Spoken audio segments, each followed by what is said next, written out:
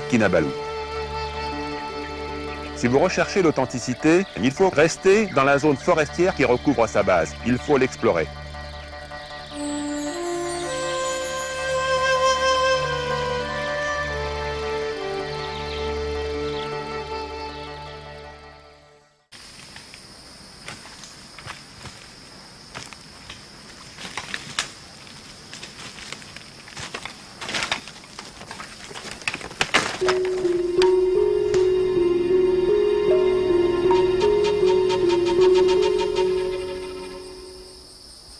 En chemin dans la forêt, j'ai constitué cette petite collection de coléoptères tout à fait particuliers.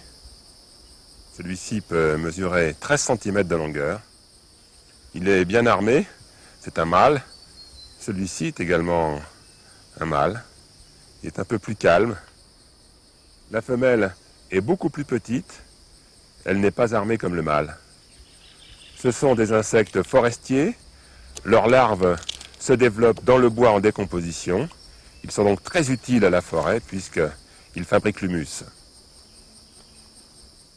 Ce n'est pas un serpent, c'est un lombric, un décomposeur.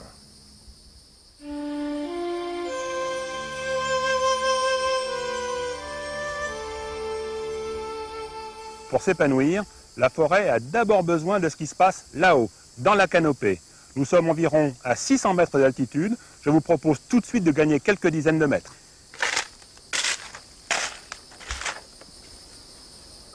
On a le droit de dire que la vie est fondée sur l'énergie solaire.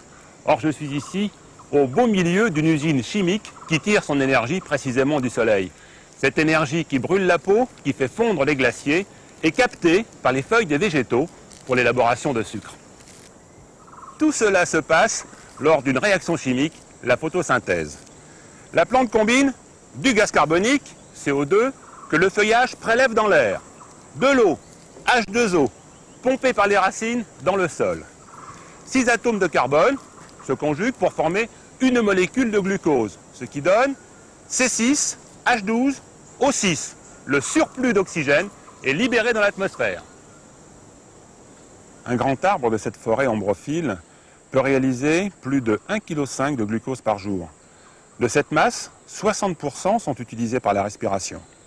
Les 40 restants sont transformés en substances telles que protéines ou cellulose, nécessaires à sa croissance.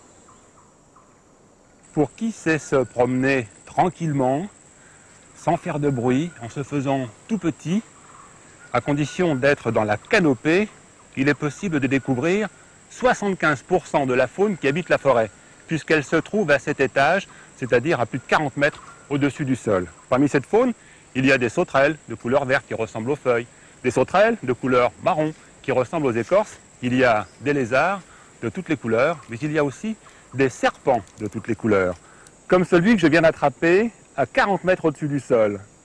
Il envoie des flashs de couleurs, il y a du jaune, du rouge, du noir, alors que l'on s'attend plutôt à trouver dans les arbres des serpents de couleur verte.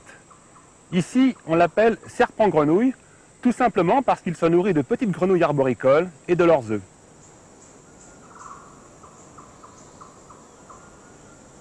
D'importantes nébulosités recouvrent fréquemment les forêts ombrophiles, ce qui ne gêne pas le rayonnement solaire, puisque ces forêts sont situées très près de l'équateur.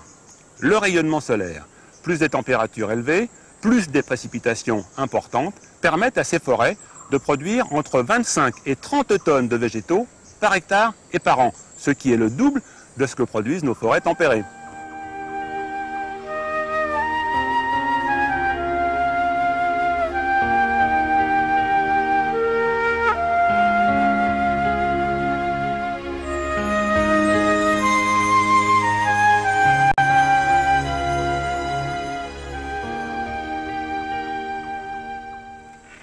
Dans les forêts tempérées, quelques végétaux épiphytes, tels les mousses et les lichens, recouvrent en fines couches les branches et les troncs. Ici, dans la forêt ombrophile, à plus de 40 mètres au-dessus du sol, les épiphytes sont beaucoup plus nombreux. Les houppiers sont transformés en véritables jardins suspendus. Au-delà des mousses, des lichens et des fougères, il y a plus de 900 espèces d'orchidées qui, lorsqu'elles fleurissent, se mettent à exploser comme un véritable feu d'artifice. Merci.